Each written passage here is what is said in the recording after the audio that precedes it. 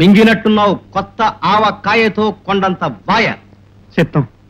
ఆహా, చెయ్యి చూడగానే అలా చెప్పగలిగారో మహానుభావులు. ఆవకాయలో వేడుంటుంది. ఆ వేడి నాలాంటి వాడిగల వైద్యుడికి నాడిలో తెలుస్తుందిరా పోడి. ఇదిగో ఈ మాత్రలు తీసుకెళ్లి రాత్రికి 2, పొద్దున 10 మింగు. జంటగా వెళ్లి ఒంటిగా తగలడ్డావే. నేనండి? నిన్ను కాదు వాణ్ణి. నువ్వు వెళ్ళు. వస్తాను బాబాయ్. కోడలేదురా. కోడలేదంటే గోడలకేసి నీడలకేసి చూస్తావేరా గూడల జుట్టు వెధవా. ఏ అమ్మేశావా? ఆ కర్మ. సినిమాకి వెళ్ళావా? అందులో ఓ మంచి ఫైటింగ్ సీన్ వచ్చింది. హీరో రౌడీల్ని బాతున్నాడు. అది చూసి నీ కోడలు కయ్యి అని అమెరికాకి వినిపించేటంత గట్టిగా ఓ ఈల కొట్టింది. దాంతో దీని ముందు సీట్లో కూర్చున్న ఒక ఆవిడ గుండె దెబ్బ వచ్చి పడిపోయింది. నానా నానా నీకు కూడా నాకంత అదృష్టం కూడానా?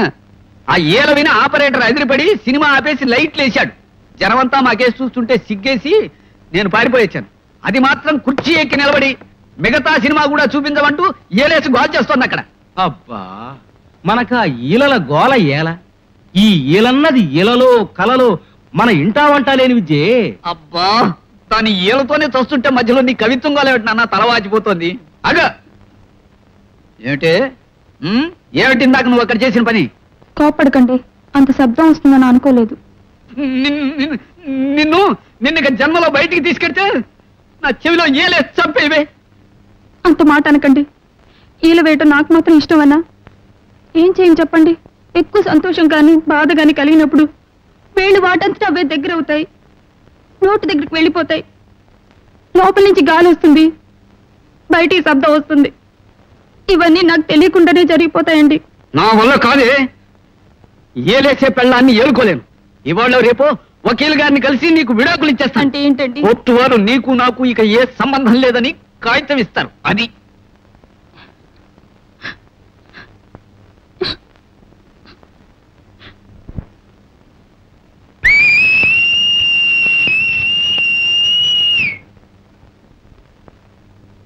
క్షమించండి, ఇది బాధ. ఇలా ఓసి నీ బాధ తగలయ్యా.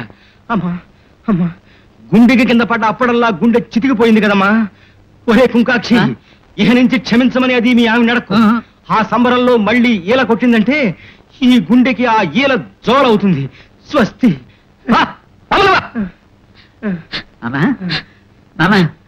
గుడ్డాడుతుంది. అమ్మ బాబాయ్, అదే లోపల కదా పెరిగా. ఇప్పుడే బుర్రలో ఓ మెరుపు మెరిసిందిరా. కొత్త ప్రాస కనిపెట్టాను, కాతో ఇస్తా. ఏ కాకి? కాకీక కాకి కోక. ఆ కాకీక కాకి కాక కోకిక కుక్కక. ఇందులో 24 కాలున్నాయి. ఎలా ఉంది నాన్నగారు మీ ప్రాస? ఈ బొద్దలా ఉంది. పోనీ ఇంకోటి ఇస్తా. నా మీద నాని నాని, నీ నూనె నీ నూనె, నా నూనె నా నూనె, నేనై నేను, నీ నూనె నా నూనెని, నా నూనె నీ నూనె నన్నన్నా, నిన్నను నేనా? నోనోను, నేనన్నానా నున్నని నాన్న? నై. ఇందులో 56 నాలున్నాయి. లెక్క చూసుకు కావాలంటే. నాన్న ఇవి కూడా కలుపుకో, 58 అవుతాయి. 58.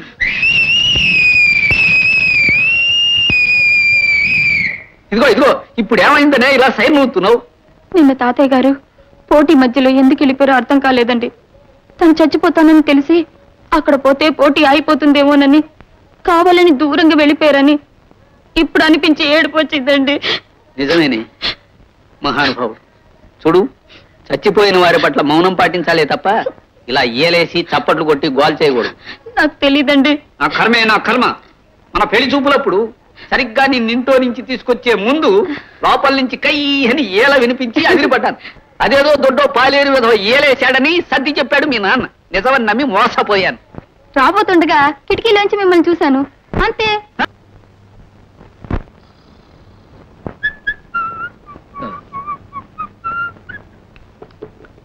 ఏమిటయ్యా జబ్బు? నువ్వా? ఎరా గస్తీ గుమస్తాల చంకన సర్టిఫికెట్ల బస్తాతో బస్తీ అంతా గస్తీ తిరిగొస్తున్నట్టున్నావు. ఏమైంది? ఉద్యోగం వచ్చిందే? రాలేదు నాన్న, ఇంకోటికి ఇచ్చేశారు. ఎవరైనా ఉద్యోగం రాకపోతే బాధపడతారు, నువ్వు సంతోషపడతావేరా అక్కుపక్షి? ఏం చేయ నువ్వు చావనా? నా కర్మగాలి ఉద్యోగం వచ్చి పట్టం వెళ్ళి కాపురం పెట్టాననుకో, నీ కోడలు నిమిషానికి ఒకసారి కై కై అని ఈల కొట్టిందంటే ఇదేదో దొంగల ముఠా నాయకురాలనుకుని పోలీసులు పట్టుకుని జైల్లో తోస్తారు. మొన్న ఏం జరిగిందో తెలుసా? తెలీదే. విను, పట్టణం తీసుకెళ్ళానా, అక్కడ రైలు ఎక్కబోతూ స్టేషన్ లో మామిడి తాండ్ర రమ్మేవాడిని చూసి కుకూ అని ఓ విసిరింది. అది గాడ్ తీయలేమో అనుకుని రైలు వెళ్ళిపోయింది. చస్తున్నాననుకో దీంతో. విధి వైపరీత్యం. మంచి మర్యాదలు గల మహామగువ మానవ సేవే మాధవ సేవని మనసారా నమ్మిన మహా ఇల్లాలు మర్రి చెట్టు మహాలక్ష్మమ్మ గారి ముద్దుల మూడో మనవరాలు కదా అని మనవి చేసుకుంటే, నాన్న నీ ప్రాసాపు చస్తున్నాను. ఈ జన్మలో నువ్వు కథ రాయలేవు, రచయితవి కాలేవు. ఇంకా ఎందుకు ప్రాసా ప్రయాసను? మొక్కుబడికి బుక్కులెన్ని చదివినా పక్క చిక్కిన కుక్క గొడుగు మొక్కల, చదలు కొట్టేసిన చెక్క ముక్కల, కుక్క పీకేసిన పిచ్చి మొక్కల బిక్కమొహం వేసుకుని ఒక్క నోట్లో కుక్కుతూ బొక్కుతూ బెక్కుతూ చుక్కలు లెక్క పెడుతూ ఇక్కడే ఈ ఒక్కలో కుక్క పెట్టి ఏడుస్తూ ఈ చుక్కల చొక్కా వేసుకుని డొక్కు వెధవల గోళ్లు చెక్కుకుంటూ నక్క పీనుగుల చెక్కిలా తింటూ అనిటి తొక్కల ముంగిట్లో తుక్కుల చిక్కు జుట్టేసుకుని ముక్కుబడి విరుస్తూ కోపం కక్కుతూ పెళ్ళాన్ని రక్కుతూ పెక్కు దిక్కుమాలిన పనులు చేస్తూ రెక్కలు తెగిన అక్కు పక్షిల నక్కి నక్కి ఈ చెక్క బల్ల మీద పక్క చుట్టలా పడుకోకపోతే ఏ పక్కకు ఓ పక్కకెళ్ళి పిక్కబలం కొద్దీ తిరిగి నీ డొక్కశుద్ధితో వాళ్ళని ఢక్కా ముక్కీలు తినిపించి నీ లక్కు పరీక్షించుకుని ఒక్క చక్కటి ఉద్యోగం చిక్కించుకుని ఒక్క చిక్కటి అడ్వాన్స్ చెక్కు చెదరకుండా పుచ్చుకుని తీసుకురావచ్చు కదరా తిక్క సన్నాసి. ఇందులో 56 కాలున్నాయి తెలుసా? తెలిసింది. ఏమిటి? ఈ తిక్కలు మందు. ఆయన్ని మాట్లాడించకండి బాబు. నిన్న ఒకడికి కాలు నొప్పికి మందు ఆలోచిస్తుంటే తమరు మాట్లాడించారు. కాళ్ళు మారిపోయి ఆ మందు పుయ్యగానే వాడి కాలు భగ్గున మండి ఏమైందయ్యా తారా దుబలా ఎగిరి మాయమైపోయింది. నువ్వు నోరు వెయ్యరా సుంఠ, సగం తరిగేసిన పనసకాయలాగా మోహన్ నువ్వును. అదిగో అటు చూడు, తరతరాల నుంచి రాజవైద్యుల వంశం మాది. ఆ వైద్యాన్ని ఆక్షేపిస్తావుగా. నా చిన్నతనంలో ఓ రోజు రాజావారు, వద్దు మహాప్రభు, దించకండి, మెదళ్ళలో మేకులు దించకండి, దాచేయండి, మేకుల డబ్బా దాచేయండి.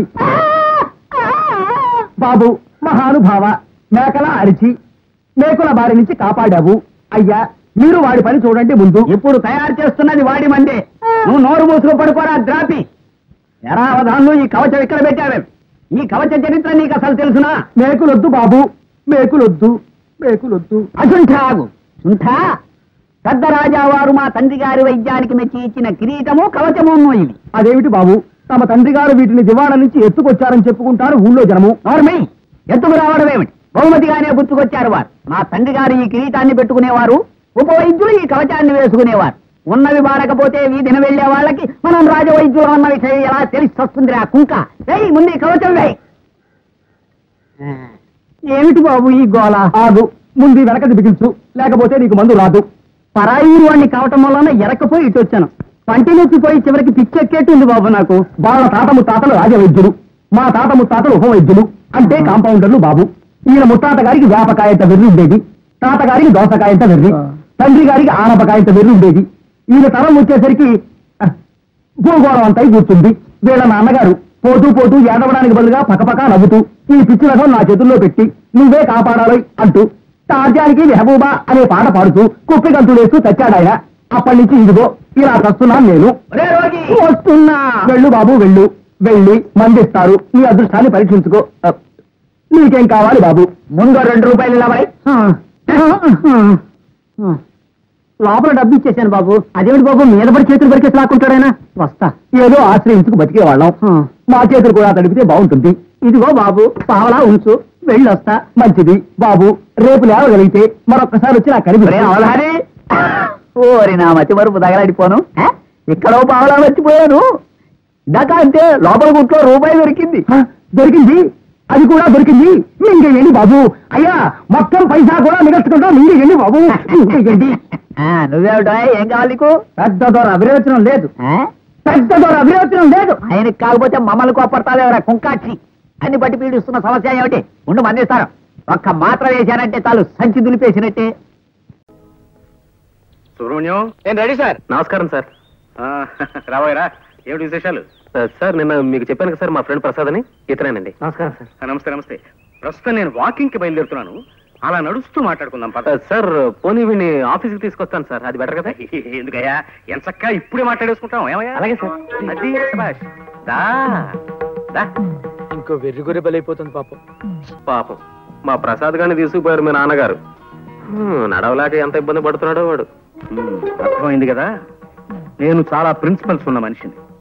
నా ఆఫీసులో ఉద్యోగం చేయడం అంటే తారు రోడ్డు మీద కారు ప్రయాణం లాంటిది కాదు, మిట్టపల్లాల్లో కాలినడక లాంటిదని నీకు తెలియజేయడానికే నిన్ను ఈ రూట్ లో తీసుకొచ్చానన్నమాట. తెలిసిందా? తెలిసింది సార్, బాగా తెలిసింది. ఇప్పటికీ మనం 32 కిలోమీటర్లు నడిచొచ్చాం. పుట్టి బుద్ధి ఎరిగాక నేను ఎప్పుడు ఇంత దూరం నడవలేదు సార్. నడవాలయ్యా, నడకని మించిన వ్యాయామం లేదని నమ్మే మనిషిని నేను. అసలు మనిషి జీవితమే నడక్కదయ్యా.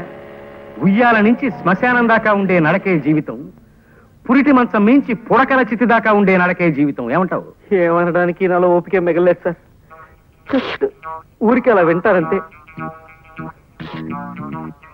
పద, అలా సరదాగా ఇంకో 20 కిలోమీటర్లు నడిచి వచ్చేద్దాం. ఇంకో 20? అదిగో చూసావా, నువ్వు ఇలా తూలిపోతున్నావంటే నీ శరీరం ఇంకా వ్యాయామాన్ని కోరుతోందన్నమాట. పద, దా దా, అలా నడవాలి. 10:30కి టీవీ డీలర్ల మీటింగ్ ఉంది, వెనక్కి వెళ్ళిపోదాం సార్. నిజమే, ఆ మీటింగ్ సంగతి మర్చిపోయాను నేను. చూడు ప్రసాదం, నేను చెప్పిన నియమ నిబంధనలు నీకు ఇష్టమైతే రేపే వచ్చి ఆఫీసులో చేరు. మరి ఉంటాను.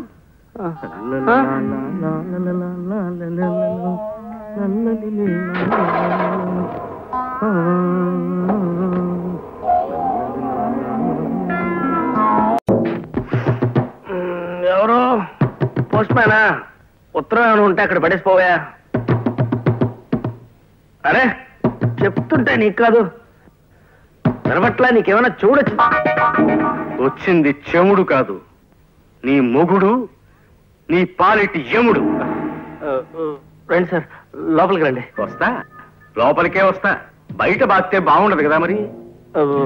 బాధలు ఏమిటి సార్? ఆ ప్రక్రియనే తోలు తీయుట, ఉతికి ఆరేయుట అని కూడా అంటారులే. పద. మా పద్మ ఎవరో కుర్రాడితో ప్రేమలో పడిందని నాకు ఆకాశరామన్న ఉత్తరం రాసింది నువ్వేనని ఒప్పుకున్నావు కదా? అవును సార్. కానీ మా అమ్మాయిని వల్లో వేసుకుంది నువ్వేనని నాకు ఇవాళ రూఢిగా తెలిసి. నేనా? కాదు సార్, అది మాత్రం నిజం కాదు. అంటే పద్మ గారు నాకు తెలుసన్న విషయం నిజమే, కానీ అది మాత్రం నిజం కాదు సార్. అంటే మేమిద్దరం ఒకరినొకరిని ఇది చేసుకుంటున్నాం అన్న విషయం మాత్రం నిజం కాదు సార్. అంటే పద్మ గారు ఇంకొక కుర్రోడితో ఇదిలో ఉన్నారన్న విషయం మాత్రం నిజం సార్, కానీ ఇది మాత్రం నిజం కాదు సార్. అంటే నా చేతిలో కర్ర ఉన్నమాట నిజమేనా? నిజమే సార్. అంటే ఈ గదికి తలుపులు ఉన్నమాట నిజమేనా? నిజమే సార్. అంటే చెప్తా. సార్, బాస్ లోపల లేరు. ఎక్కడికి వెళ్ళారు? ప్రసాద్ గారు ఇల్లు ఎక్కడ అని అడిగారు, తెలియదన్నాను. కోపంగా వెళ్ళిపోయారు సార్. కొట్టుకోండి సార్, బాదుకోండి, తోలు తీసుకోండి, ఉతుక్కోండి. నా జాతకం అటువంటిది. పాంచి కనిపిస్తే ఎవరికైనా నొక్కాలనిపిస్తుంది, నా ఫేస్ కనిపిస్తే ఎవరికైనా కొట్టాలనిపిస్తుంది. కొట్టుకోండి సార్. అమ్మా ఇటొద్దు, ఈ సైడ్ కొట్టుకోండి, ఇది మిగిలింది. అమ్మా